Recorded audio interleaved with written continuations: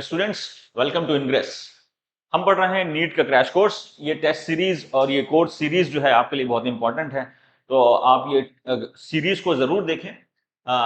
हमारा जो नीट का एग्जाम आ रहा है उससे अपीयर होने से पहले ये हमारी कोशिश है कि पूरे महीने जो है अभी हमारे पास 30 to 35 डेज हैं हमारे पास, तो हम इस पूरे 30-35 डेज में रोज एक सीरीज ला के अपने क्रैश कोर्स को कंप्लीट करेंगे।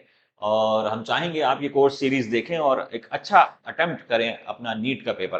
तो बढ़ते हैं अपने नेक्स्ट लेक्चर की तरफ, यानी आज हम पढ़ेंगे राउट्स लॉ। ये एक इंपॉर्टेंट टॉपिक है नीट्स के लिए, इसमें से क्वेश्चन आते हैं। कल हमने देखा था कि कैसे जो है वो कंसंट्रेशन टर्म्स जो है उनके बेसिस पे क्वेश्चन बनते हैं, और कंसंट्रेशन टर्म्स को हम क्यों अलग अलग कंसंट्रेशन टर्म्स में डील करते हैं, कहाँ पर टेम्परेचर डिपेंडेंट कंसंट्रेशन टर्म्स है और कौन सी टेम्परेचर इंडिपेंडेंट कंसंट्रेशन है। दो कंसंट्रेशन के टर्म के बीच में या दो कंसंट्रेशन के बीच में क्या रिलेशनशिप है वो हमने देखा था। आज हम देखेंगे राउट्स लॉ। राउट्स लॉ क्या है? राउट्स लॉ सॉल्यूशंस के लिए लगता है। ये हमें ये बताता है कि सॉल्यूशन आइडियल है कि नॉन आइडियल है। तो राउट्स लॉ पढ़ लेते हैं हम। पहले राउट्स लॉ पढ़ने के लिए आपको वेपर प्रेशर समझना पड़ेगा कि वेपर प्रेशर क्या होता है। वेपर प्रेशर भी बहुत इंपॉर्टेंट टॉपिक है केमिस्ट्री में नीट के लिए।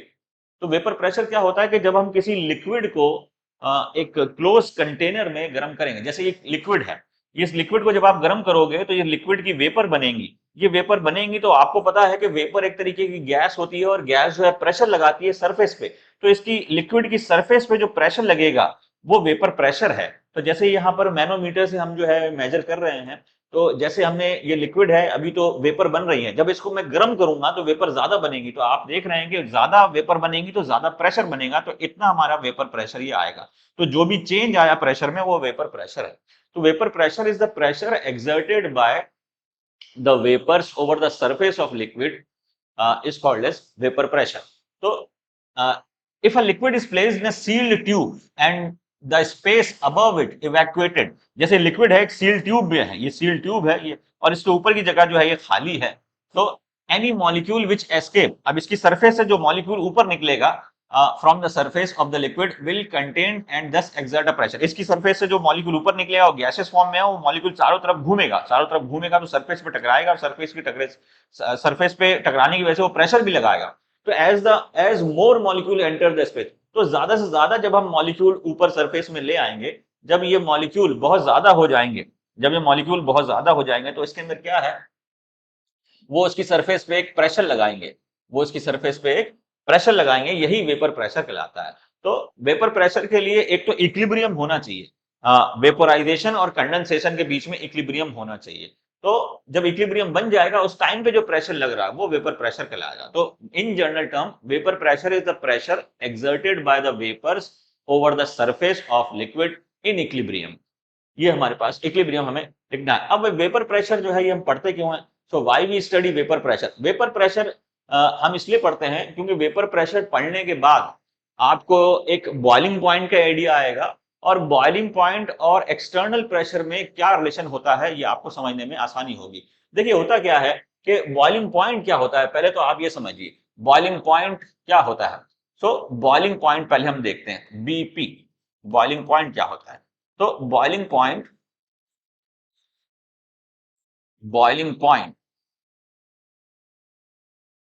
is the temperature at which vapor pressure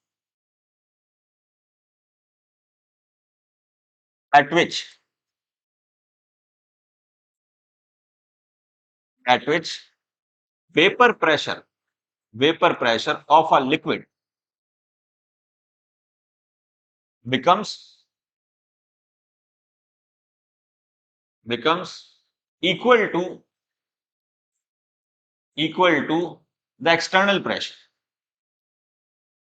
the external pressure।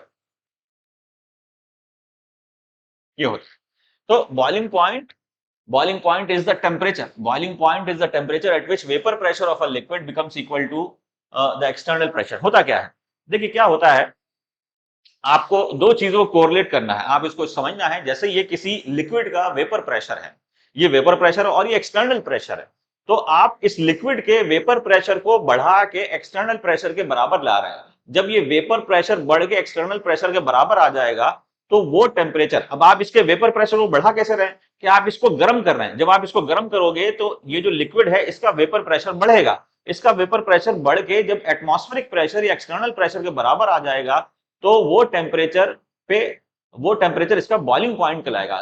तो होता ये है कि जब आप लिक्विड को गर्म करते हो तो इसको डायग्राम से हम ऐसे समझाते हैं कि इसको डायग्राम से हम कैसे समझाएं, जैसे ठीक है, इस डायग्राम को हम समझाते हैं।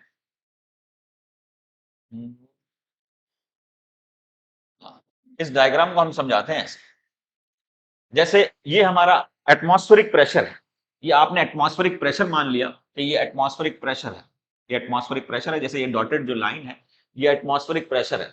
और ये आपका कोई लिक्विड है, ये आपका कोई लिक्विड है। अभी इसका वेपर प्रेशर इतना है, ये मान लीजिए आप एटमॉस्फेरिक प्रेशर 1 एटीएम, 1 एटीएम आपका एटमॉस्फेरिक प्रेशर है और इसका मान लीजिए आप 0.2 एटीएम, 0.2 एटीएम। अभी रूम टेम्परेचर पे ये टेम्परेचर है, ये रूम टेम्परेचर मतलब 27 डिग्री मान लीजिए आप। तो जब आप टेम्परेचर बढ़ाओगे होता क्या है, जैसे ये कोई लिक्विड है, ये कोई लिक्विड है, ये लिक्विड है, आपने इसको बंद कर दिया, क्लोज कर दिया, तो ये एम्प्टी स्पेस है, एम्प्टी स्पेस, ये एम्प्टी स्पेस है और ये लिक्विड है। जब आप इसको गर्म करोगे, जब आप इसको गर्म करोगे तो इसमें क्या है कि ऊपर का जो खाली जगह है इसमें वेपर बनने लगेगी। इसमें क्या बनने लगेगी, वेपर बनने लगेगी, वेपर के मॉलिक्यूल आ जाएंगे, ये वेपर्स है। एम्प्टी स्पेस पे वेपर जमा होने लगेगी। जैसे टेम्परेचर बढ़ेगा, टेम्परेचर बढ़ने की वजह से वेपोराइजेशन बढ़ेगा, वेपोराइजेशन बढ़ने की वजह से वेपर प्रेशर बढ़ेगा। तो हम किसी लिक्विड का वेपर प्रेशर जो है वो बढ़ा सकते हैं, कैसे, टेम्परेचर के बढ़ा के। तो वो रिलेशन यहाँ पे दिया हुआ है कि अभी टेम्परेचर कम है, अभी रूम टेम्परेचर है तो टेम्परेचर कम है तो वेपर प्रेशर भी कम है, 0.2 मैंने फॉर एग्जांपल 0.2 मान लिया। जब मैं टेम्परेचर बढ़ाऊंगा तो इसका वेपर प्रेशर भी बढ़ रहा है, मैं टेम्परेचर बढ़ाया वेपर प्रेशर बढ़ रहा है। अभी इस टेम्परेचर पे इतना है और टेम्परेचर बढ़ाया तो ये इतना आ जाएगा, ठीक है, और टेम्परेचर बढ़ा दिया तो ये इतना आ गया यहां पर। तो इस पे जिस टेम्परेचर पे इसका वेपर प्रेशर बढ़ के, जिस टेम्परेचर पे इसका वेपर प्रेशर बढ़ के एटमॉस्फेरिक प्रेशर के बराबर आ गया है वो कहलाएगा बॉइलिंग पॉइंट। तो ये हमारा टीबी, टीबी मतलब बॉइलिंग पॉइंट, बॉइलिंग पॉइंट आ जाएगा। तो इसको वापस से देखते हैं इसी कर्व को, ये कर्व जो है ये इंपॉर्टेंट है। तो ये हमारा बॉइलिंग पॉइंट, तो कर्व हमारा ये इंपॉर्टेंट है। वापस देख लीजिए आप इसको, जो मैंने लेवलिंग करी थी वो हटा देता हूं और वापस हम इसको देखते हैं। तो ये बॉइलिंग पॉइंट, रूम टेम्परेचर, ये वेपर प्रेशर रूम टेम्परेचर पे, अभी वेपर प्रेशर हमारा कम है। जब आप टेम्परेचर बढ़ाओगे तो लिक्विड का वेपर प्रेशर जो है वो बढ़ रहा है। अब ये बढ़ के एटमॉस्फेरिक प्रेशर के बराबर आ गया है, ये एटमॉस्फेरिक प्रेशर है। तो वो टेम्परेचर जिस पे लिक्विड का वेपर प्रेशर बढ़ के एटमॉस्फेरिक प्रेशर आ गया, ये टेम्परेचर का स्केल है।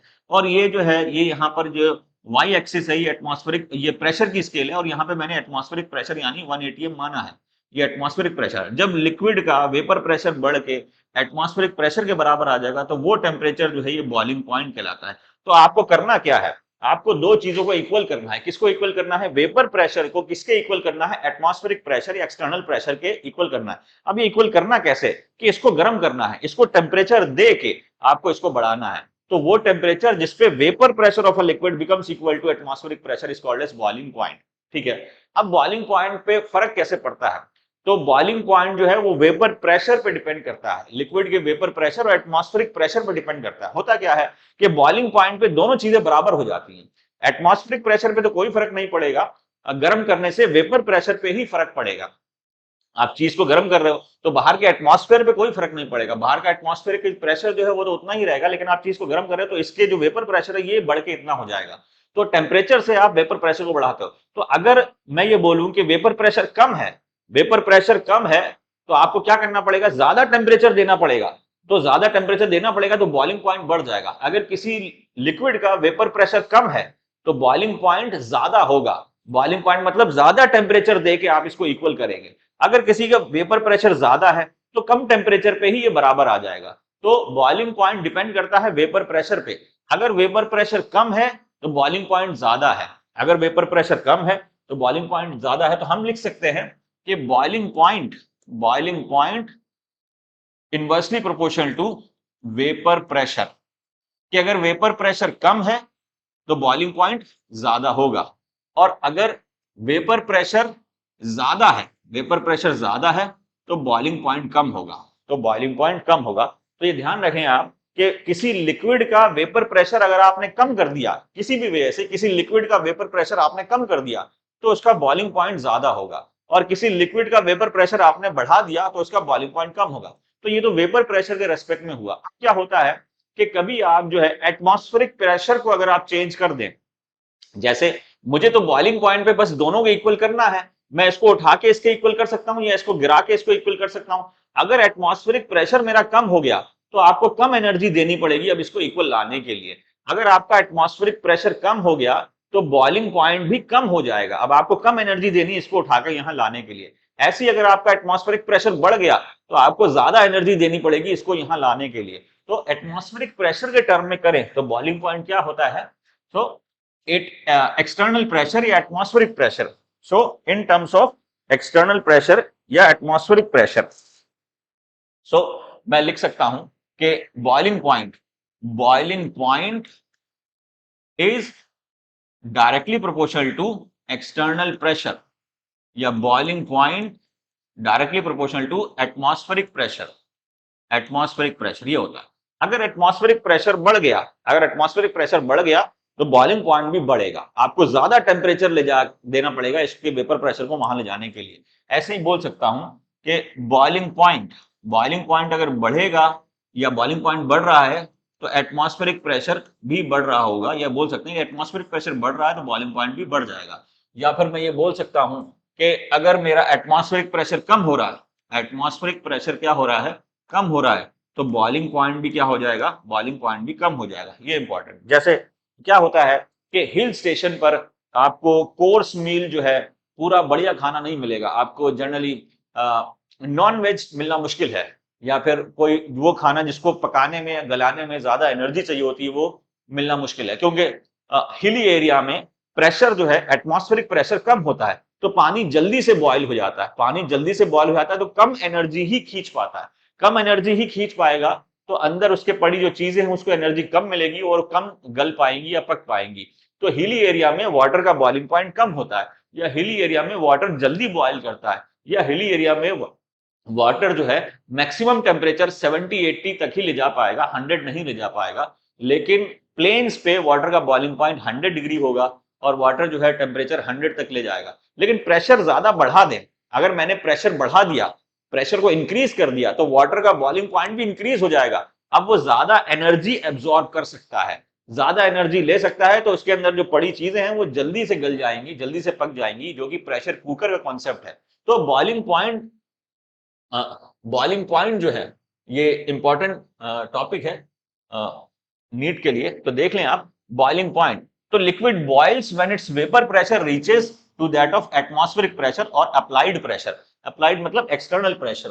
अब डिक्रीजिंग द प्रेशर, अगर आप एक्सटर्नल, ये इंपॉर्टेंट पॉइंट है, अगर आप प्रेशर को डिक्रीज कर दें तो क्या होगा, अगर आपने एक्सटर्नल प्रेशर को डिक्रीज कर दिया तो वेपर प्रेशर जल्दी से पहुंच जाएगा इसके पास और बॉइलिंग पॉइंट आपका कम हो जाएगा। तो liquids can be distilled below there normal lower the boiling point avoids the risk of decomposition. तो कब ये आप पढ़ोगे कि वो चीजें जहां पर जो पहले डिकम्पोज हो जाती हैं, जैसे उनको रिड्यूस प्रेशर पे डिस्टिल करा जाता है, तो वो हम बाद में पढ़ेंगे। फ्रैक्शनल डिस्टिलेशन एक टॉपिक है, या डिस्टिलेशन एक टॉपिक है, उसके अंदर हम पढ़ेंगे डिस्टिलेशन अंडर रिड्यूस प्रेशर, कि चीजों को जैसे ग्लिसरीन है उसको हम प्यूरिफाई करते हैं डिस्टिलेशन अंडर रिड्यूस प्रेशर, उसका प्रेशर हम क्या करते हैं, कम कर देते हैं, तो बॉयल जल्दी हो जाता है, तो जल्दी साफ हो जाता है डिकम्पोज करे बिना। तो वो अलग से एक टॉपिक है, हम बाद में देखेंगे। आपको बस ये देखना है कि अगर एटमॉस्फेरिक प्रेशर या एक्सटर्नल प्रेशर कम तो बॉइलिंग पॉइंट क्या हो जाएगा, बॉइलिंग पॉइंट भी आपका कम ही होगा, जल्दी से वो बॉइलिंग पॉइंट रीच कर जाएगा। अगर आपका एटमॉस्फेरिक प्रेशर बढ़ जाएगा तो आपको ज्यादा एनर्जी ले लेनी है तो बॉइलिंग पॉइंट भी बढ़ जाएगा, जो कि प्रेशर कुकर में होता है। प्रेशर कुकर क्या होता है कि वाटर के ऊपर, जो वाटर है उसके ऊपर प्रेशर बढ़ जाता है, वो प्रेशर बढ़ने की वजह से उसका बॉइलिंग पॉइंट भी बढ़ जाता है, और बॉइलिंग पॉइंट बढ़ने की वजह से वो एनर्जी को ज्यादा एब्जॉर्ब कर पाता है, ज्यादा एब्जॉर्ब कर पाएगा तो उसके अंदर जो पड़ी चीजें हैं वो जल्दी गल जाएंगे, इसलिए प्रेशर कुकर खाने को जल्दी गला लेता है। तो ये हमारा एक बॉइलिंग पॉइंट का कॉन्सेप्ट रहा। अब हम राउट्स लॉ को देखते हैं। तो राउट्स लॉ वेपर प्रेशर पे रिलेटेड है। तो राउट्स लॉ कहता क्या है, तो राउट्स लॉ ये कहता है कि vapour pressure of a solvent in a solution equals the vapour pressure of pure solvent multiplied by it's mole fraction. क्या है कि जैसे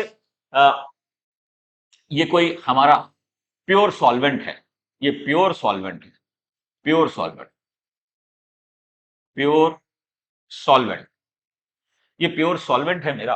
तो प्योर सॉल्वेंट का वेपर प्रेशर मैंने निकाल लिया है, वेपर प्रेशर ये मैंने निकाल लिया, कुछ भी है तो इसको एक्स पी नॉट बोलूंगा।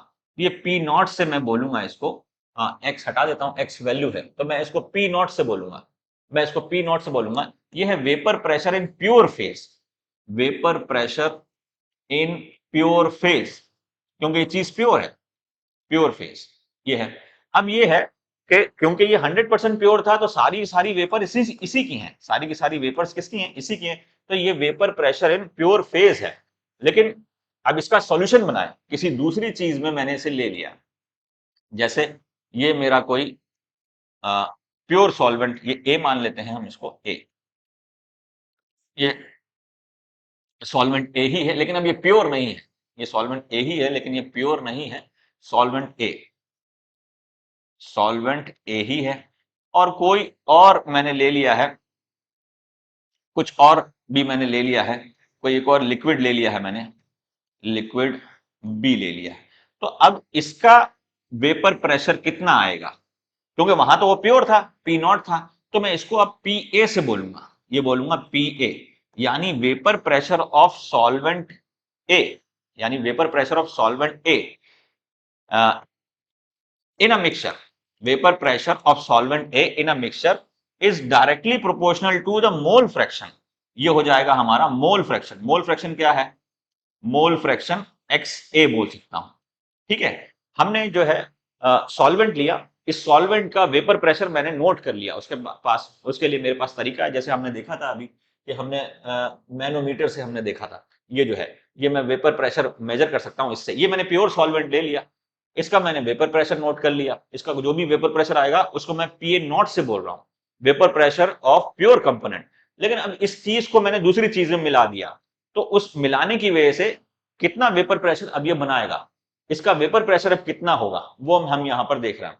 तो जब मैंने इसको दूसरे कंपोनेंट में मिला दिया तो अब ये वेपर प्रेशर कितना देगा, तो वो उसके मोल फ्रैक्शन पे डिपेंड करेगा। जैसे आप ऐसे कह सकते हैं कि नमक है, नमक को आप मुट्ठी भर के खा लें तो नमकीन ही नमकीन देगा, लेकिन अगर आपको नमक को आपने किसी दूसरी चीज में डाल दिया तो नमकीन जो टेस्ट है वो इस बात पे डिपेंड करेगा कि आपने नमक कितना डाला है, नमक के मोल फ्रैक्शन पे उस नमक का जो नमकीन सॉल्टी टेस्ट है वो डिपेंड करेगा। ऐसे यहां पर जो है इसका प्योर फेज में कोई वेपर प्रेशर था वो आपने नोट कर लिया, अब इसका वेपर प्रेशर जो है, इसी चीज का वेपर प्रेशर सॉल्यूशन में कितना आएगा वो इस बात पर डिपेंड करेगा कि इसके कितने मोल्स लिए हैं। तो उसको हमने यहां पर देखा कि कैसे जो है ये हम करते हैं। तो राउट्स लॉ के लिए आपको ये समझना पड़ेगा कि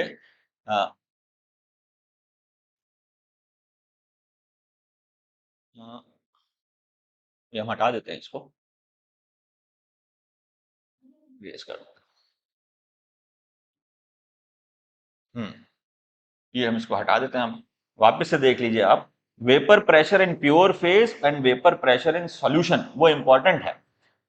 जैसे कोई भी प्योर फेज में है तो उसको प्योर फेज में वेपर प्रेशर बोलेंगे, और वो सॉल्यूशन में है, वापस से, जैसे ये कोई प्योर सॉल्वेंट है, प्योर सॉल्वेंट, तो इसका वेपर प्रेशर मैं कितना मान रहा हूं, वेपर प्रेशर मानूंगा पी ए नॉट, मैं इसको ए मान रहा हूं, ए, पी ए नॉट। लेकिन इसी को मैंने किसी सॉल्यूशन में ले लिया है, सॉल्यूशन में ले लिया, अब ये सॉल्यूशन है, सॉल्यूशन, सॉल्यूशन में तो दो चीजें होंगी सॉल्यूशन में, एक तो ए भी होगा और कोई दूसरी चीज होगी, तो इसका जो प्रेशर आएगा वो अब प्योर फेज में नहीं रहा, वो वेपर प्रेशर आएगा, vapour pressure of A in solution form, that is equal to mole fraction, इसके कितने मोल फ्रैक्शन है into vapour pressure in pure phase, ये है। तो यही राउट्स लॉ है, राउट्स लॉ ये बोलता है कि सॉल्यूशन के अंदर हर एक इंडिविजुअल का जो वेपर प्रेशर आएगा वो इस बात पे डिपेंड करेगा कि उन इंडिविजुअल्स के मोल फ्रैक्शन कितने हैं और उन इंडिविजुअल्स का वेपर प्रेशर प्योर फेज में कितना था। तो यहीं पे ये राउट्स लॉ दिया हुआ है, ये राउट्स लॉ इंपॉर्टेंट है। तो हम बोल सकते हैं कि राउट्स लॉ क्या है? Vapour pressure of A in mixture, ये क्या आ जाएगा? PA is equals to X A, mole fraction of A in mixture बोल देते हैं, इन मिक्सचर और vapour pressure of pure A, तो इसको पी ए नॉट। ऐसी कोई दूसरा है हमारे पास पीबी है, तो वो भी PB is equals to X B into PB naught. अब आपके कोर्स में बाइनरी सॉल्यूशन ही है, वो सॉल्यूशन जिसके अंदर दो ही कंपोनेंट होते हैं, ए या बी, ठीक है। तो पीटी क्या आएगा, टोटल प्रेशर क्या आएगा? तो देखिए इसको समझते हैं। जैसे जैसे ये है हमारे पास कोई ए था, ये ए है मेरे पास, ये ए है, और ये बी है मेरे पास, ये मेरे पास बी है, ये बी है, ये बी मान लेता हूं मैं, और ये ए मान लेता हूं। और इसका मैंने मान लिया प्योर फेज में, पी जो है, पी प्रेशर जो है, वेपर प्रेशर जो है प्योर फेज में, वो पी ए नॉट है, वेपर प्रेशर प्योर फेज में। तो vapour pressure in pure phase इसका तो है पी ए नॉट, और इसका जो है ये पी बी नॉट है। क्या करा मैंने, इसका कुछ ले लिया है, इसका कुछ अमाउंट ले लिया, और इसका कुछ अमाउंट ले लिया, ये मिक्स करके मैंने एक सॉल्यूशन बनाया है मैंने। तो ये सॉल्यूशन के अंदर अब इस पे वेपर प्रेशर कितना आएगा, इसमें टोटल वेपर प्रेशर आएगा, उसको बोलेंगे पीटी। इसमें टोटल वेपर प्रेशर आएगा। अब हुआ क्या कि इसके भी दो चीजें हमारे पास, ग्रीन वाला भी है और ब्लैक वाला, ये मैं ऐसे मिक्स कर देता हूं, ये ब्लू सॉरी ब्लैक है, और ये ग्रीन है, मेरे पास दो हैं, इसके अंदर दोनों को मैंने मिक्स कर दिया। इसकी वेपर बनेगी तो ब्लैक अलग से निकलेगा, ब्लैक की वेपर अलग आएंगी और ग्रीन की वेपर अलग आएंगी, ये ऐसे है। हालांकि मिक्सअप होके रहेंगी, लेकिन आपको दिखाने के लिए ब्लैक की वेपर अलग है, ग्रीन की वेपर अलग है। तो ब्लैक की वजह से कुछ प्रेशर लगेगा, उसको बोलेंगे पी ए, और ग्रीन की वजह से प्रेशर लगेगा कुछ, तो ग्रीन की वजह से भी कुछ प्रेशर लगेगा, तो इसको बोलेंगे पी बी। अब ये टोटल प्रेशर है, टोटल प्रेशर क्या है? पीए प्लस पीबी, पीए को कैसे दिया हुआ है, पीए कैसे आएगा? ये पीए कैसे आएगा? ये आएगा कि इसके कितना मोल फ्रैक्शन था, मतलब ब्लैक वाले का कितना मोल फ्रैक्शन था, इज इक्वल्स टू एक्स से, और इस ब्लैक वाला कभी प्योर होता तो कितना लगाता, तो ये पीए नॉट ये हमने लिख दिया। तो पीए मेरे पास कितना आया, ये पी आया एक्स से प्लस पीए नॉट, और ऐसी पीबी भी निकलेगा कि पीबी का मोल फ्रैक्शन कितना है, एक्स बी, सॉल्यूशन के अंदर, ये सॉल्यूशन के अंदर मोल फ्रैक्शन, और वो अगर प्योर फेज में होता तो कितना प्रेशर लगाता, उससे इनटू कर दिया पीबी नॉट। तो ये मेरे पास PB is equal to X B PB naught, ये मैंने कर दिया। इन दोनों को सम कर लेंगे तो टोटल प्रेशर आ जाएगा मेरे पास, ये ध्यान रखना है आपको। तो ये हमारा राउट्स लॉ है। क्या होता है कि राउट्स लॉ, जो सॉल्यूशन राउट्स लॉ को ओबे करते हैं वो आइडियल सॉल्यूशन कहलाते हैं, और जो सॉल्यूशन राउट्स लॉ को ओबे नहीं करते वो नॉन आइडियल सॉल्यूशन कहलाते हैं। तो राउट्स लॉ को ओबे कर रहे हैं कि नहीं कर रहे हैं कैसे पता लगेगा? तो एक बार तो आपने कोई सॉल्यूशन बनाया और आपने कैलकुलेशन करी, तो कैलकुलेशन के हिसाब से कुछ प्रेशर आएगा, और एक आपने मेजर करा मैनोमीटर से, तो मेजर्ड वैल्यू और कैलकुलेटेड वैल्यू अगर बराबर आती हैं तो वो आइडियल सॉल्यूशन है, और मेजर्ड वैल्यू और कैलकुलेटेड वैल्यू बराबर नहीं आती हैं तो वो नॉन आइडियल सॉल्यूशन है। उसको हम करेंगे अभी। तो पहले तो आप ये देखें कि राउट्स लॉ ग्राफिकल रिप्रेजेंटेशन कैसा है। जैसे यहाँ पे ये देखें हम, यहाँ पे देखें हम, ये हमारा ग्राफ है। ग्राफ के केस में क्या है, जैसे ये डबल ग्राफ है, एक तरीके से डबल ग्राफ, मतलब एक तो ये है और ये एक एक्सिस है, और ये बीच वाली एक्सिस जो है ये कॉमन है, और ये वाली जो एक्सिस है ये प्रेशर की है, दो सॉल्यूशन के लिए है। ए सॉल्यूशन, ये मतलब एक सॉल्यूशन है उसके अंदर दो कंपोनेंट है, ए कंपोनेंट और बी कंपोनेंट। ये मोल फ्रैक्शन का लाइन है, मोल फ्रैक्शन का लाइन है, और ये जो है ये प्रेशर का लाइन है, प्रेशर वाई जो है ये प्रेशर है। क्या है, जैसे मैं इसको ऐसे बना दूं कि ये मैंने कोई एक मिक्सचर ले लिया, वही वाला हमारा ये ब्लू और ब्लैक वाला, ब्लैक, इसमें कुछ ब्लैक भी है और कुछ ग्रीन भी है, अब ये ऊपर जो वेपर बनेंगी इसमें दोनों होंगे, ब्लैक भी होंगे और ग्रीन भी होंगे, ग्रीन के पार्टिकल भी होंगे, ये वेपर फेज में होंगे। बस ऊपर वेपर है, ये वेपर है, और नीचे जो है ये लिक्विड है। नीचे क्या है? लिक्विड है। ये ध्यान रखना है आपको। अब क्या है कि सपोज करो मेरे पास एक्स जो है, ए जो है वो ज्यादा वॉलेटाइल, ए जो है वो मेरे पास ज्यादा वॉलेटाइल है, A is more volatile, more volatile. A ज्यादा वॉलेटाइल है तो ए की वेपर ज्यादा बनेंगी, ए की वेपर ज्यादा बनेंगी तो ए की वजह से प्रेशर ज्यादा आएगा, और बी अगर कम वॉलेटाइल है तो बी की वजह से प्रेशर कम आएगा। लेकिन ये इस पे भी डिपेंड करेगा कि ए के मोल्स कितने हैं। सपोज करो मैं यहाँ पे मोल फ्रैक्शन ले रहा हूं, ए का 0 ले रहा हूं, ए का मोल फ्रैक्शन 0 ले रहा हूं, तो अगर क्योंकि दो चीजें हैं और एक अगर 0 हो गई तो मोल फ्रैक्शन का सम हमेशा कितना होता है? 1। तो इसका बी का जो मोल फ्रैक्शन है, बी का मोल फ्रैक्शन 1 हो जाएगा। ये मोल फ्रैक्शन है, मोल फ्रैक्शन, मोल फ्रैक्शन। तो अगर ए का मोल फ्रैक्शन 0 है तो बी का मोल फ्रैक्शन क्या होगा? 1 होगा। अब मैं इधर मोल फ्रैक्शन ए के बढ़ा रहा हूं और उधर मैं ए का मोल फ्रैक्शन 1 कर देता हूं, ए का मोल फ्रैक्शन क्या कर देता हूं? 1। तो बी का मोल फ्रैक्शन क्या हो जाएगा? 0 हो जाएगा। लेकिन बीच में सम हमेशा 1 ही होगा। अगर मैं यहां पर ए का मोल फ्रैक्शन 0.3 लेता हूं ए, तो बी का मोल फ्रैक्शन कितना होगा? 0.7 हो जाएगा बी, क्योंकि मोल फ्रैक्शन हमेशा 1 ही होगा। ठीक है, इसको हटा देते हैं, अभी लाइन बनाएंगे हम। तो मैं ये क्या देख रहा हूं, जब ए का मोल फ्रैक्शन, ए का मोल फ्रैक्शन 0 है तो ए की वजह से कोई भी नहीं आएगा, कोई भी प्रेशर नहीं आएगा। लेकिन जब ए का मोल फ्रैक्शन 1 हो गया तो यहां पर ये लाइन ऐसे जाएगा, ये ऐसे, क्योंकि यहां पे ए 1 है तो ये प्योर फेज आ गया, प्योर फेज, प्योर ए आ गया।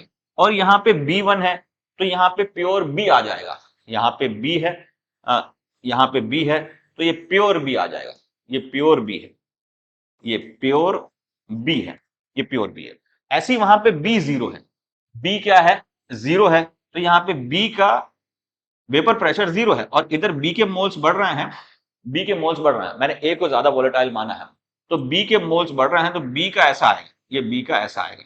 अब ये प्योर बी है, ये क्या है? पी बी नॉट आ जाएगा, पी बी नॉट, और ये आ जाएगा P A not, P A not. ठीक है, तो इनके बीच में कोई सी भी लाइन किसी भी पॉइंट पे यहां आप ड्रॉ करोगे तो ये जो इसका पीए और पीबी, ये आ जाएगा पीए, ये पीए आ जाएगा और ये आ जाएगा पीबी, पीबी। पीबी अपने एक्सट्रीम लिमिट में पीबी नॉट बन जाएगा और पी अपने एक्सट्रीम लिमिट में पीए नॉट बन जाएगा, ये आपको ध्यान रखना है। और कभी भी बीच पे कोई अगर आपको प्रेशर लेना है तो इनका सम होगा, वो इनका क्या है? सम होगा। जैसे यहां पर इस पे मोल फ्रैक्शन पे लेना है तो पीए जो है पॉइंट है वो नोट कर लिया आपने यहां पर, और पीबी जो पॉइंट है वो नोट कर लिया यहां पर, इनकी जो वैल्यू आएगी उसको सम कर दिया तो ये आपका टोटल प्रेशर आ जाएगा, ये पीटी आएगा, PT is equals to PA plus PB, ये आ जाएगा। ये हमारा आइडियल सॉल्यूशन का कर्व है। तो जैसे हम यहां पर देख रहे हैं, ये जो है ये आपने मोल फ्रैक्शन ए के 0 माना है तो वेपर प्रेशर ए का 0 है, ये वेपर प्रेशर की लाइन है तो ए का वेपर प्रेशर 0 है, क्योंकि वेपर प्रेशर क्या होता है? Vapour pressure is equal to mole fraction, vapour pressure, vapour pressure, vapour pressure, ये वेपर प्रेशर ही है, vapour pressure is equal to mole fraction into P A naught. अब ए का जो मोल फ्रैक्शन है वही अगर 0 है तो इसकी वजह से वेपर प्रेशर भी क्या आएगा? 0 आएगा।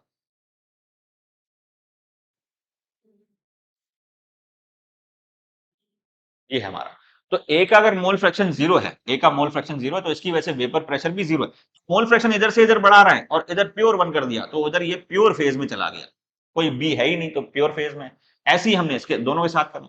तो यहां पर ये है, इस कर्व में बी को ज्यादा वोलेटाइल माना है तो बी का जो है वो पॉइंट ऊपर माना गया है और ए को कम वोलेटाइल माना है, और ए को ज्यादा, अगर आपने ए को ज्यादा वोलेटाइल, जिसको वोलेटाइल ज्यादा मानेंगे उसका पॉइंट कर्व ऊपर आएगा। किसी भी पॉइंट पे टोटल प्रेशर जो निकालना है वो मैं यहां पे निकाल सकता हूं, किसी भी फ्रैक्शन में, किसी भी रेशियो में इनके मोल फ्रैक्शन जो प्रेजेंट है उस पे मैं किसी भी पॉइंट पे, जैसे यहां पर है, यहां पे सपोज करिए कि बी जो है 0.6 है और ए जो है वो 0.4 है, तो इस मोल फ्रैक्शन पे मैं निकाल सकता हूं। यहां पे आप कट मारेंगे, यहां पे आप कट मारेंगे, दोनों की वैल्यू निकालेंगे और इसको ऐड कर देंगे, ये फाइनल वैल्यू आपकी आ जाएगी। तो ये हमारा राउट्स लॉ है। तो राउट्स लॉ बोलता है कि कभी भी जो वेपर प्रेशर होगा वो होगा mole fraction into total pressure in pure phase, mole fraction into vapour pressure in pure phase, और टोटल प्रेशर जाएगा तो वो vapour pressure of P plus vapour pressure of B आएगा। तो ये राउट्स लॉ का हमारा एक कर्व हमने देखा कैसे है। तो अब अगर आपने जो वेपर प्रेशर इससे निकाला है राउट्स लॉ से, और एक वेपर प्रेशर आप एक्सपेरिमेंटली मेजर कर सकते हैं। एक्सपेरिमेंटल मतलब मैनोमीटर में, उस सॉल्यूशन को आपने मैनोमीटर में डाल दिया, तो मैनोमीटर क्या करेगा, उसका प्रेशर नोट करेगा। वो प्रेशर नोट कर लिया, वो एक्सपेरिमेंटल वैल्यू है, और एक आपने कैलकुलेटेड वैल्यू ली है। अगर कैलकुलेटेड वैल्यू एक्सपेरिमेंटल वैल्यू दोनों बराबर हैं तो वो आइडियल सॉल्यूशन है। मतलब वेपर प्रेशर जो एक्सपेरिमेंट से आ रहा है, जो इंस्ट्रूमेंट दे रहा है, और वेपर प्रेशर जो आपने कैलकुलेट करा है, अगर वो दोनों बराबर हैं तो वो हमारा आइडियल सॉल्यूशन कहलाएगा। अगर वो दोनों बराबर नहीं है तो आइडियल सॉल्यूशन नहीं होगा। तो on the basis of routes law, ideal and non-ideal solutions can be of two types, ideal and non-ideal solution that obeys Raoult's law, मतलब जहां पर वेपर प्रेशर जो एक्सपेरिमेंटल है वो कैलकुलेटेड वेपर प्रेशर के बराबर आ रहा है, that are called as ideal solution. अब आइडियल सॉल्यूशन का एग्जांपल क्या है, पूछा जाता है नीट में। तो आपको याद नहीं करना, एक कॉन्सेप्ट बनाना है। अगर मॉलिक्यूल सिमिलर है, मॉलिक्यूल बिल्कुल सिमिलर है, तो उसके केस में क्या होता है, वो आइडियल सॉल्यूशन बनाएगा। मतलब अगर फंक्शनल ग्रुप उनका सेम है और ज्यादा डिफरेंस नहीं है, जैसे होमोलोगस सीरीज अगर आप माने, तो होमोलोगस सीरीज वाले जो कंपाउंड है, या फंक्शनल ग्रुप जैसे हेलोजन हेलोजन ही है, तो मतलब अगर फंक्शनैलिटी अगर सिमिलर है, फंक्शनैलिटी सिमिलर है, तो वो एक तरीके से आइडियल सॉल्यूशन ही बनाएगा। एग्जांपल क्या है, जैसे इथाइल क्लोराइड इथाइल ब्रोमाइड, एक तरीके से सिमिलर फंक्शनैलिटी है, दोनों में हेलोजन हेलोजन है। हालांकि एक में क्लोराइड है, एक में ब्रोमाइड है, लेकिन इन दोनों की प्रॉपर्टी सेम होगी, तो इनका जो है ये आइडियल सॉल्यूशन ही बनाएगा। और एक है एन हेक्सेन एन हेप्टेन, ये भी है। एक है कार्बन टेट्राक्लोराइड और सिलिकॉन टेट्राक्लोराइड, जैसे वहां पर क्लोराइड और ब्रोमाइड है, यहाँ पे कार्बन और सिलिकॉन है, दोनों सेम ग्रुप के हैं, बाकी इसमें दोनों में क्लोराइड क्लोराइड है। तो ये चार एग्जाम्पल, ये तीन एग्जाम्पल आपके इंपॉर्टेंट हैं। ऐसे ही हमारा बेंजीन और toluene, benzene, benzene plus toluene, toluene, क्योंकि बेंजीन में क्या होता है C6H5, C6H6, C6H6, और टोलुइन में क्या होगा C6H5 CH3, ये हमारा टोलुइन है। CH3 का फर्क आ गया, तो एक तरीके से होमोलोगस सीरीज बन गई। ऐसी n hexane n heptane homologous series, ऐसी n ethyl chloride n ethyl bromide, ये एक तरीके से फंक्शनैलिटी सिमिलर है। ऐसी carbon tetrachloride and silicon tetrachloride, functionality similar है, सेम ग्रुप के सेम सिमिलर चीज है। तो ये हमारे आइडियल सॉल्यूशन होते हैं। अब आइडियल सॉल्यूशन इसलिए बोलते हैं क्योंकि जो आप कैलकुलेशन जो आप कर रहे हैं और एक्सपेरिमेंटली जो वैल्यू आ रही है सब बराबर होंगी। जैसे इनके अंदर क्या है, तो फॉर आइडियल सॉल्यूशन, ये हम देखते हैं, for ideal solution, ideal solution क्या होता है, जैसे ए मॉलिक्यूल है, ये मैं मान लेता हूं इथाइल क्लोराइड, ए मॉलिक्यूल है इथाइल क्लोराइड। ऐसे हमारा कोई बीबी मॉलिक्यूल है, जैसे इथाइल ब्रोमाइड, ये मेरा बीबी मॉलिक्यूल है। तो जब हम मिक्स करते हैं तो क्या होता है, ए बी बन जाएगा, ये ए बी और ये ए बी आपस में बन जाएगा, ये इधर। तो जैसे एक मोल ये था और एक मोल ये था, तो 2 मोल से 2 मोल बन गए हमारे, ये एक मोल ये बन गया, एक मोल ये बन गया। ये प्योर फेज है, ऊपर वाले क्या है प्योर फेज, प्योर, और नीचे वाला क्या है सॉल्यूशन, मिलने के बाद सॉल्यूशन। तो इसमें होगा ये कि ए की जो बॉन्ड लेंथ बॉन्ड एनर्जी, तो bond length bond energy bond energy ये सबकी बराबर होगी, सबकी मतलब तीनों की, A similar to B and that is similar to A B, नया जो मॉलिक्यूल बना मिक्स करके इनकी बराबर होगी। उससे होगा क्या, उससे होगा ये, जब आप इनको मिलाओगे, जैसे आपका ये 5 लीटर है और ये 3 लीटर है, तो इन दोनों को मिला के कितना सॉल्यूशन बनना चाहिए 8 लीटर। हाँ, तो बनने पे वो 8 लीटर ही देगा, वो कैलकुलेशन से भी 8 लीटर देगा और मेजरमेंट से भी 8 लीटर देगा। तो उसमें वॉल्यूम चेंज क्या है, तो डेल्टा वी जो है आइडियल सॉल्यूशन में, डेल्टा वी जो है यहाँ पर 0 आएगा, कोई भी वॉल्यूम चेंज नहीं आएगा। तो एक तो हमारा यह है कि डेल्टा वी 0 आता है आइडियल सॉल्यूशन में, डेल्टा वी 0 आता है। अब क्योंकि जो बॉन्ड लेंथ है और बॉन्ड एनर्जी दोनों बराबर है, आपको पता है बॉन्ड तोड़ना, bond breakage is endothermic phenomena. Bond को जब हम तोड़ेंगे तो एनर्जी लगेगी। तो ये ए बी बनाने के लिए पहले ए बॉन्ड को तोड़ना पड़ेगा, फिर ए बी बॉन्ड बनेगा, तो कितनी एनर्जी, सपोज करो इसके 5 किलो जूल एनर्जी लगी, तो इसको भी लगभग 5 किलो जूल एनर्जी लगेगी, क्योंकि बॉन्ड एनर्जी बराबर है। तो टोटल एनर्जी कितनी लगी, 10 kilo joule. 10 kilo joule energy absorb हुई। इसमें कितनी निकलेगी, तो इसमें 5 निकलेगी, -5, और इसमें भी कितने निकलेगी, 5 निकलेगी, तो टोटल कितनी निकली, -10। तो टोटल डेल्टा एच क्या होगा, एंथैल्पी चेंज विल बी 0, मतलब सॉल्यूशन ना तो ठंडा होगा ना गर्म होगा, तो इसमें डेल्टा एच भी क्या होगा, डेल्टा एच इक्वल टू 0 होगा, ये है। तो आइडियल सॉल्यूशन में डेल्टा वी 0 होगा, डेल्टा एच 0 होगा, और आपका जो थ्योरेटिकल वैल्यू है, मतलब कैलकुलेशन करके जो आपने वैल्यू निकाली किसकी, वेपर प्रेशर की, फाइनल मिक्सचर की, फाइनल मिक्सचर के वेपर प्रेशर की जो वैल्यू निकाली वो बिल्कुल बराबर होगी एक्सपेरिमेंटल वैल्यू जो इंस्ट्रूमेंट आपको देगा, बराबर होगी, क्योंकि यहाँ पे बॉन्ड लेंथ बराबर है। बॉन्ड लेंथ बराबर है क्योंकि मॉलिक्यूल सिमिलर है, मॉलिक्यूल सिमिलर है तो बॉन्ड लेंथ बॉन्ड एनर्जी बराबर है, मॉलिक्यूल सिमिलर होने की वजह से। तो इसके अंदर डेल्टा वी 0 आएगा, कोई भी वॉल्यूम चेंज नहीं आएगा। 5 + 3 8 आएगा, ऐसी 5 + 5 10 आएगा। तो मतलब सॉल्यूशन जो इंडिविजुअल सॉल्यूशन है उनके वॉल्यूम का सम मिक्सचर के सॉल्यूशन के बराबर आएगा, कोई भी वॉल्यूम ना तो घटेगा ना बढ़ेगा। और डेल्टा एच यानी एनर्जी एब्जॉर्ब होगी जब आप बॉन्ड को तोड़ोगे, और एनर्जी जो रिलीज हुई जब सॉल्यूशन बनेगा तो एनर्जी बराबर होगी, तो डेल्टा एच भी 0 आएगा। अब इसके अंदर एक होता है यहां पर कि डेल्टा एस क्या होगा, एंट्रोपी चेंज। तो एंट्रोपी मतलब यहां पे बढ़ेगी, मिक्सिंग में हमेशा एंट्रोपी बढ़ती है, ये इंपॉर्टेंट पॉइंट है। मिक्सिंग जो है एक तरीके से स्पॉन्टेनियस प्रोसेस है, अगर दो चीजें मिल रही हैं जब भी मिलेंगी, आप जबरदस्ती मिला रहे हो तो वापस सेपरेट हो जाएंगी। तो मिक्सिंग स्पॉन्टेनियस प्रोसेस है, मिक्सिंग का मतलब चीजें मिल रही हैं जब भी आप मिला रहे हो। पानी जो है नमक में, या नमक जो है पानी में मिल जाएगा, that is spontaneous process. So mixing is an spontaneous process. तो इसके अंदर डेल्टा एस जो है वो पॉजिटिव होगा, और डेल्टा जी जो है ये नेगेटिव आएगा, डेल्टा जी जो है ये नेगेटिव आएगा। तो मिक्सिंग में तो ये कोई सा भी हो, मिक्सिंग के अंदर आइडियल और नॉन आइडियल कॉन्सेप्ट नहीं है। मिक्सिंग तो बस ये है कि स्पॉन्टेनियस होगा। मिक्सिंग में किसी भी तरीके की मिक्सिंग में, जैसे मिक्सिंग ऑफ गैसेस, तो इसमें एंट्रोपी चेंज बढ़ेगा, गिब्स एनर्जी घटेगा।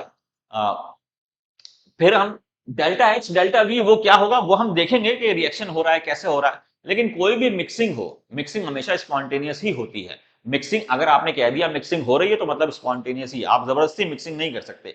जबरदस्ती मिक्सिंग करके रखा, जैसे ही छोड़ोगे तो वापस सेपरेट हो जाएगा। तो मिक्सिंग स्पॉन्टेनियस प्रोसेस। तो ये हमने देखा कि कैसे जो है आइडियल सॉल्यूशन जो है उनके एग्जाम्पल देखे, आइडियल सॉल्यूशन की प्रॉपर्टीज देख ली, और आइडियल सॉल्यूशन बोलते कैसे हैं। तो आइडियल सॉल्यूशन उनको बोलते हैं जो राउट्स लॉ को फॉलो करते हैं। अब देखेंगे नॉन आइडियल सॉल्यूशन।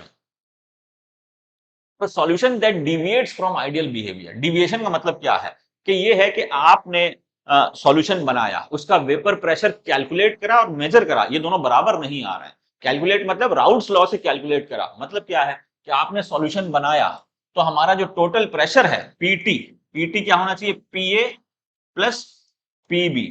पीए क्या है, यह है एक्स से पीए नॉट, और पीबी क्या है, plus X B PB naught, ये हमारा है। तो पीटी इसके बराबर आना चाहिए।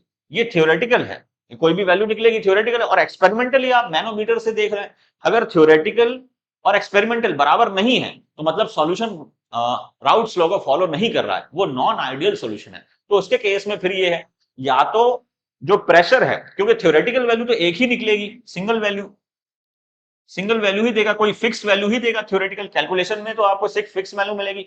मेजर्ड वैल्यू इस फिक्स वैल्यू के ऊपर गई है या नीचे गई है, मतलब मेजर्ड वैल्यू अगर इस फिक्स वैल्यू के कैलकुलेटेड थ्योरेटिकल वैल्यू के अगर मेजर्ड वैल्यू यानी एक्सपेरिमेंटल वैल्यू ऊपर गई है तो ये पॉजिटिव डिविएशन कहलाएगा, और नीचे गई है तो नेगेटिव डिविएशन कहलाएगा। मतलब आपकी जो कैलकुलेटेड वैल्यू आई, जो आपने राउट्स लॉ से कैलकुलेट करी, वो वैल्यू आई 3, मतलब 3 एटीएम आपको प्रेशर दे रहा है, और आपने एक्सपेरिमेंटली करके देखा इंस्ट्रूमेंट से, लेकिन वो आई 5। तो मतलब आपका जो एक्सपेरिमेंटल वैल्यू है, एग्जैक्ट मतलब जो एक्सपेरिमेंटल वैल्यू है वो आपकी राउट्स लॉ से ज्यादा आई है, तो मतलब पॉजिटिव डिविएशन है ये। और आपकी एक्सपेरिमेंटल वैल्यू जो है वो 3 आई या 1 आई, मतलब इस वैल्यू से कम आई, तो मतलब ये है नेगेटिव डिविएशन है। तो डिविएशन के हिसाब से सॉल्यूशन फिर दो तरीके के होते हैं, एक पॉजिटिव डिविएशन, एक नेगेटिव डिविएशन। जैसे ये हम ग्राफ पे देख रहे हैं, तो ये हमारा जो है ये तो राउट्स लॉ का लाइन है, ये हमें ऐसी मिलनी चाहिए। लेकिन पॉजिटिव डिविएशन में इस लाइन के ऊपर मतलब इतना आपको एक्सेस में मिलेगा, ये एक्सेस पार्ट है, तो ये पॉजिटिव डिविएशन है। और नेगेटिव डिविएशन में क्या है, जैसे ये लाइन है तो ये जो पार्ट जो है ये नीचे है, तो इतना कम पार्ट है, तो ये नेगेटिव डिविएशन है। तो ये ध्यान रहे कि पॉजिटिव डिविएशन में ग्राफ ऊपर की तरफ चला जाता है, प्लॉट जो है वो आपका ऊपर की तरफ डोम देगा, ऐसा बनेगा पॉजिटिव। नेगेटिव में, नेगेटिव मतलब नेगेटिव ऐसे नीचे बनेगा। तो पॉजिटिव नेगेटिव, अब ये पॉजिटिव नेगेटिव डिविएशन इनको हम पढ़ेंगे। तो पॉजिटिव नेगेटिव डिविएशन में होता क्या है ये हम देखते हैं पहले। तो पॉजिटिव एंड नेगेटिव डिविएशन देखिए क्या है, आपको ये पता है कि वेपर प्रेशर जो है वो बॉन्ड एनर्जी पे भी इंटरमॉलिक्यूलर फोर्स पे डिपेंड करता है।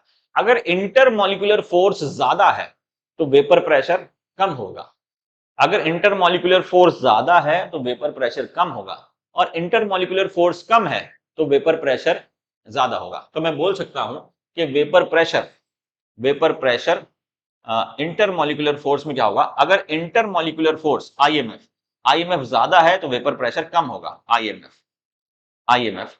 तो अगर इंटरमॉलिक्यूलर फोर्स ज्यादा है तो वेपर प्रेशर कम होगा, और इंटरमॉलिक्यूलर फोर्स कम है तो वेपर प्रेशर ज्यादा होगा। ये हमारा होता है। हम देखिए कोई भी हमने दो मॉलिक्यूल लिए, ये कोई भी हमने दो सॉल्वेंट लिए, मान ले हम ए हमने लिया और हमने लिया बी हमने लिया। अब इन दोनों को मिक्स करोगे, मिक्स करेंगे तो ये हमें बनेगा ए बी, और ये एक और ए बी बन गया, अब इनका जो इंटरमॉलिक्यूलर फोर्स है, ये इंटरमॉलिक्यूलर फोर्स आप मानो, या तो आप ऐसे मान लो ये इंटरमॉलिक्यूलर फोर्स, एक मॉलिक्यूल दूसरे फोर्स को अट्रैक्ट कर रहा है, और इधर ये इंटरमॉलिक्यूलर फोर्स। अगर इनका इंटरमॉलिक्यूलर फोर्स जो है इनके इंटरमॉलिक्यूलर फोर्स से कम है, अगर इनका इंटरमॉलिक्यूलर फोर्स इनके इंटरमॉलिक्यूलर फोर्स से कम है, तो इसका वेपर प्रेशर कम आएगा। मतलब यहां पे मॉलिक्यूलर फोर्स स्ट्रॉन्गर होते हैं, मॉलिक्यूलर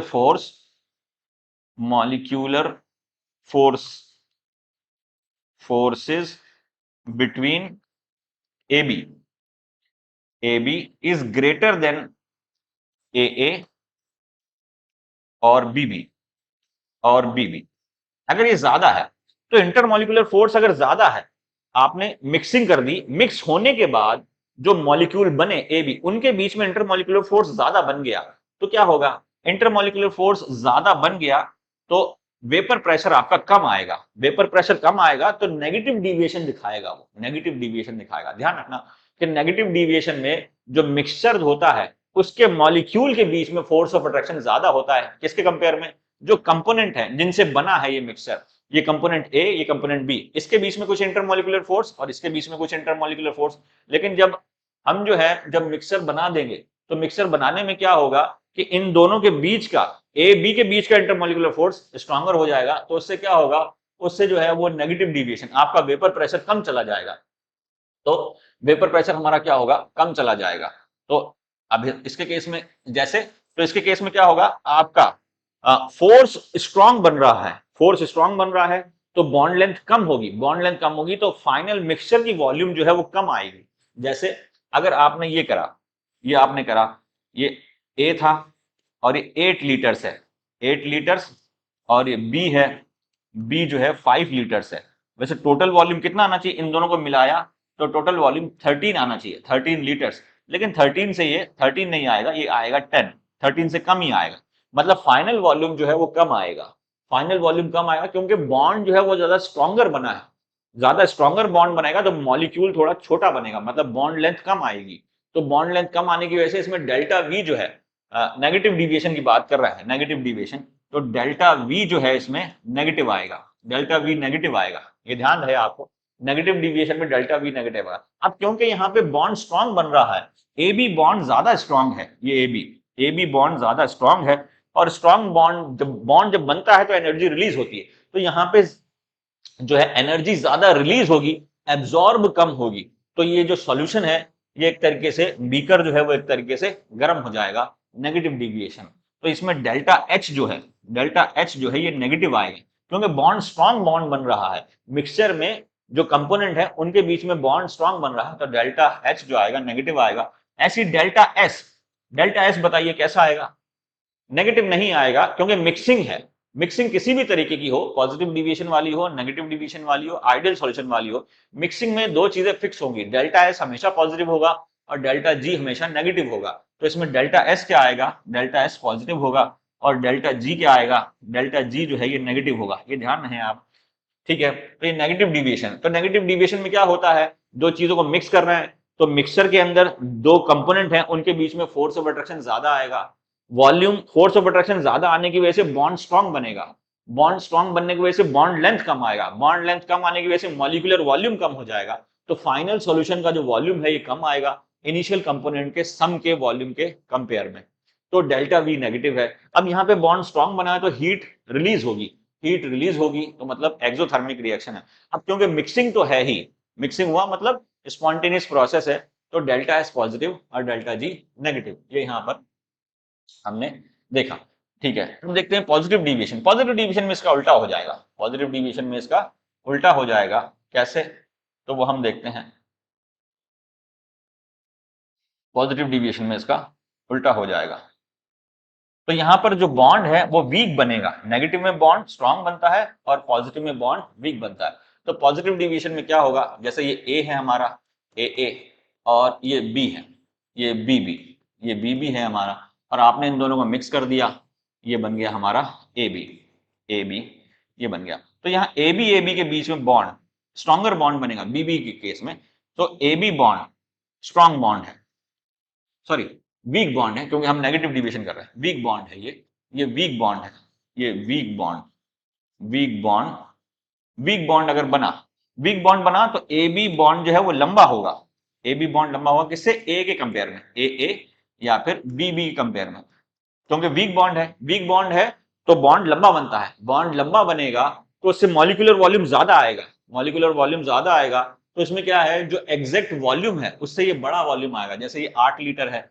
और ये 5 लीटर है, तो 8 5 13 होना चाहिए, इसको 13 होना चाहिए, लेकिन 13 नहीं आएगा, ये 15 आएगा। तो इसमें डेल्टा वी जो है, डेल्टा वी क्या है, ये पॉजिटिव आया, डेल्टा वी एक्सेस में आया, और क्योंकि बॉन्ड वीक बना है तो एनर्जी एब्जॉर्ब ज्यादा हुई है, यहाँ पे ज्यादा एनर्जी एब्जॉर्ब होगी, क्योंकि ए को बॉन्ड को तोड़ना है आपको, तो एनर्जी एब्जॉर्ब ज्यादा हुई है, और बॉन्ड बना वीक है तो रिलीज होने वाली एनर्जी कम रिलीज हुई है, तो इसमें डेल्टा एच जो है ये पॉजिटिव आएगा। तो इसके अंदर delta V positive, delta H positive, delta S positive और डेल्टा जी ये नेगेटिव आएगा, नेगेटिव, डेल्टा जी जो है ये नेगेटिव आएगा। ये ध्यान रखें आप कि पॉजिटिव वाले के लिए 3 चीजें पॉजिटिव और एक चीज नेगेटिव, और नेगेटिव वाले के लिए 3 चीजें नेगेटिव और एक चीज पॉजिटिव।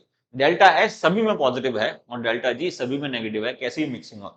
अब ये है कि एग्जाम्पल आपको याद करने हैं पॉजिटिव डिविएशन के, पॉजिटिव डिविएशन के आपको एग्जाम्पल याद करने हैं। वो याद करने में दिक्कत होती है, तो आपको करना यह है कि अल्कोहल के एग्जाम्पल्स मेनली पॉजिटिव डिविएशन दिखाएगा और हैलाइड्स के एग्जाम्पल मेनली पॉजिटिव डिविएशन दिखाएगा। तो यहां पर मैंने ऐसे कर लिया है, जैसे इथेनॉल आपने लिया, इथेनॉल, तो इसको इथेनॉल फिर 4 के साथ करना है आपको, ethanol water positive deviation, ethanol acetone positive deviation, ethanol carbon tetrachloride positive, ethanol cyclohexane positive, ऐसी CCl4 के साथ फिर हमने 4 लिए हैं, बेंजीन, टोलुइन, क्लोरोफॉर्म और मिथेनॉल। उधर इथेनॉल के साथ 4 कौन से, वाटर, एसीटोन, कार्बन टेट्राक्लोराइड और साइक्लोहेक्सेन, मतलब इथेनॉल और एल्केन, इथेनॉल और एल्काइल हैलाइड, इथेनॉल और वाटर और इथेनॉल और एसीटोन। इसको ऐसे ही याद करना आप बना के, जब भी इजी होगा। अगर आप इसमें याद करने लग गए तो उसमें बहुत ज्यादा दिक्कत होती है, मिसमैच होता है। एक इथेनॉल लिख लिया, उससे 4 पॉइंट निकाल दिए, वाटर, एसीटोन, कार्बन टेट्राक्लोराइड और cyclohexane, water, ethanol, carbon tetrachloride और साइक्लोहेक्सेन, और ऐसी CCl4 हमने निकाल लिया। CCl4 में क्या, बेंजीन, टोलुइन, क्लोरोफॉर्म और मिथेनॉल, CCl4 के साथ बेंजीन, टोलुइन, क्लोरोफॉर्म और मिथेनॉल। ऐसे हमने CH2 निकाला, CH2 में 2 हैं, एसीटोन और एसिटाल्डिहाइड। CH2 मतलब कार्बोनाइल कंपाउंड CH2 के साथ आपको पॉजिटिव डिविएशन देगा। तो ये हमारा था। अभी 2 मिनट का ब्रेक लेते हैं और फिर से चालू